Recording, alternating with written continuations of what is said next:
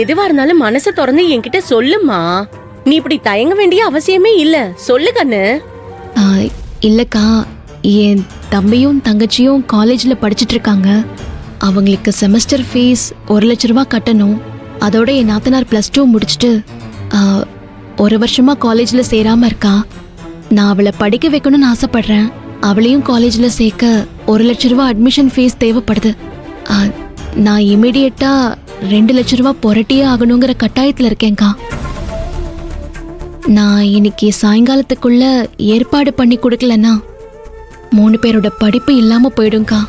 இன்னைக்கு பணத்தை கொடுக்காம அவங்கள படிக்க விடாம செஞ்சுட்டா நாளைக்கு எவ்வளவுதான் பணம் இருந்தாலும் அவங்க கிட்ட படிப்பு இல்லாம போயிடும். காலத்துக்கும் அது ஒரு பெரிய குறையாவே இருந்துட்டு இருக்கும். அதான் நான் பணத்தை எப்படியாவது ஏற்பாடு பண்ணி 3 பேருக்கும் கட்டிடலான்னு அலைஞ்சு திரிஞ்சிட்டு இருக்கேன்க்கா.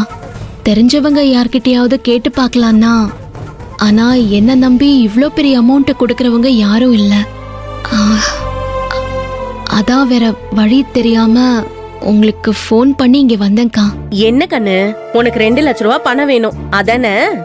ஆமாக்கா, நீங்க கொடுத்த உதவுனீங்கன்னா 6 மாசத்துல திருப்பி கொடுத்துருவேன்க்கா. அது பரவாயில்ல கண்ணு, நீ எப்ப வேணாலும் கொடு. அதெல்லாம் ஒண்ணும் பிரச்சனை இல்ல. 3 பேரோட படிப்பு செலவுக்கு நான் உதவி பண்ணதா இருக்கட்டும்ல.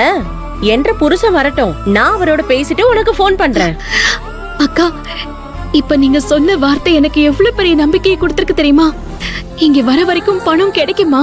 என்னால பணத்தை ரெடி பண்ண முடியுமா?